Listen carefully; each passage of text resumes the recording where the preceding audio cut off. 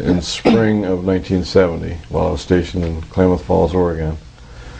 I came up to the radar site on the evening shift, and where there's normally 2 or 3 people in the radar room, there was quite a few, from the cooks to maintenance, all kinds of people, and I asked what was going on, and they said that they was watching a UFO, and I immediately was stunned and asked if the Pentagon was notified. Somebody called the president, and they said no, they don't do that. It was stationary, wasn't moving at all, and it would slowly lower itself down until it got behind a mountain, so that you lost radar contact. It would stay down for about 15 minutes, and the next thing you knew, it was right back up there. It was up, 80, 90,000 feet. And then the next sweep of the radar scope, it would be, like 200 miles away, stationary, completely stopped. And I said, well, we should call the news media, or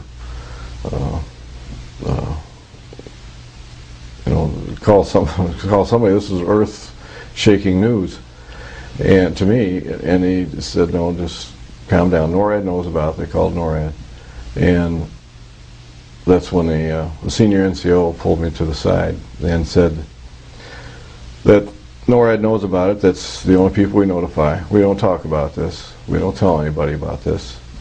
The people that know, and we just watch, see what happens, and that's it. And I insisted, well, there has to be a report filed or something filed, And they said, well, that there is a report that you can file. It's about 1 inch thick.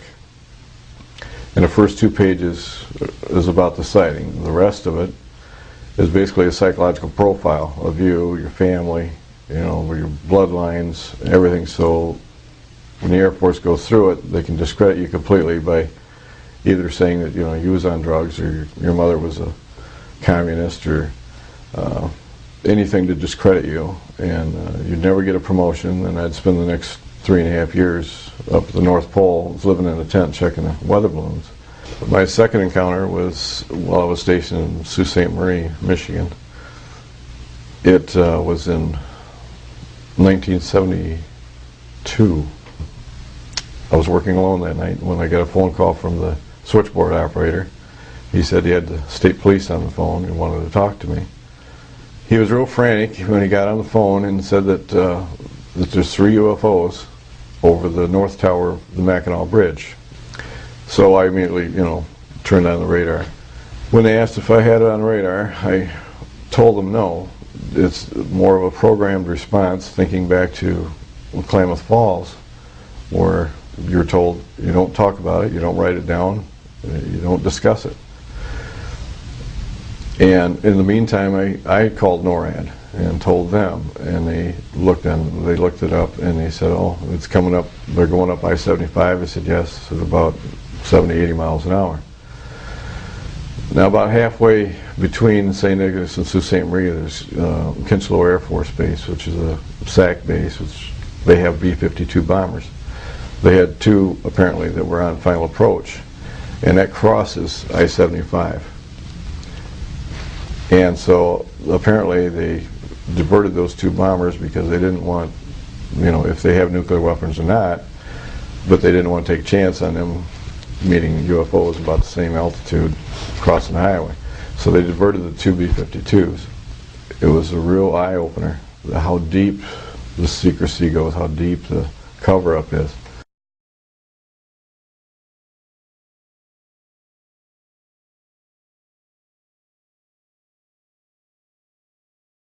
We were flying tankers over England, and London Control asked us to intercept a UFO.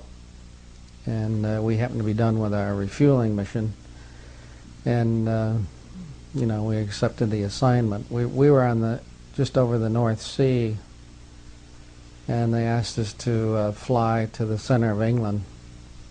And we got about, I'm not exactly sure, 20, 30 miles out, and I got it on radar. And it was a very large return. And obviously London Control had it on their radar, and they were vectoring us to this object. And when we got about a mile from it, as a matter of fact, we were diving on the thing, and the whole aircraft was shaking, and it just took off into space at several thousand miles an hour.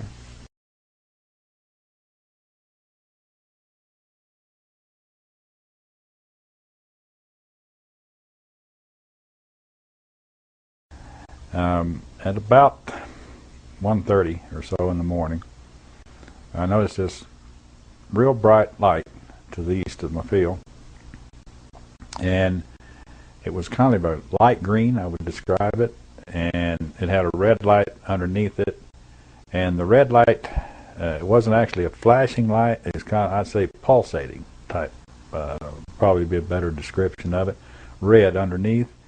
And so we called it down to the air defense people at Los Angeles Air Defense Sector. And at one point in time, they had at least 4 different radar sites that were getting radar returns on these things.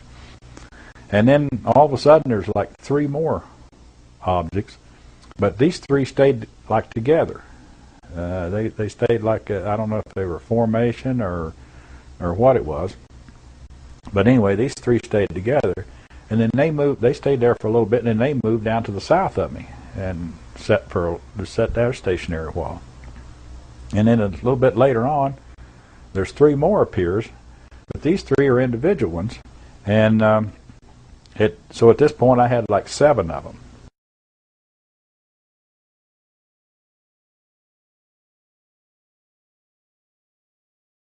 Well, about 3 different times that night, he was able to, he'd say, contact. And that contact means he had contact with something on his radar in the cockpit of the aircraft. But these objects played around there for the remainder of my ship, and they just disappeared into the atmosphere. I know it was not a helicopter. I know it was not an airplane. I know it was not a balloon, a weather balloon or any other type of balloon. And I know it was no known aircraft flying object that we know of today.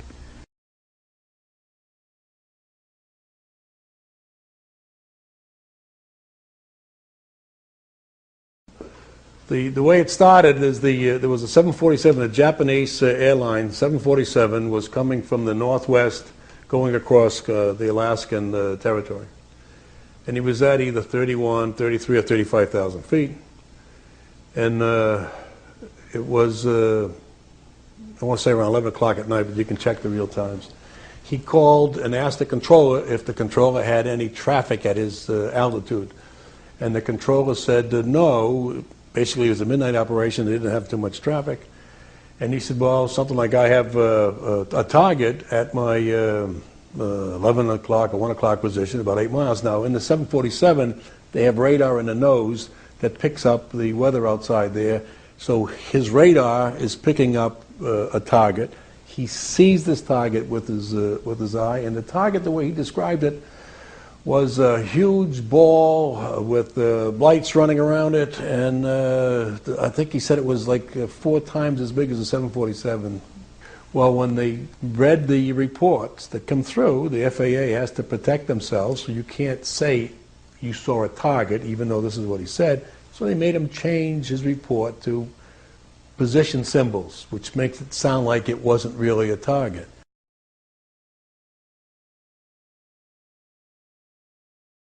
The military controller has what they call height-finding radar, and they have long-range radar and short-range radar.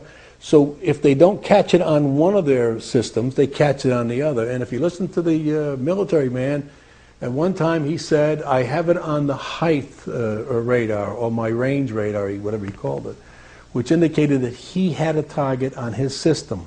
The Japanese pilot would say he's now at 11 o'clock, he's now at 1 o'clock, he's now at 3 o'clock, he was bouncing around, this guy here, and when he would say that, the military guy would cut in and say he's now at 2 o'clock or 3 o'clock, and he would confirm the position.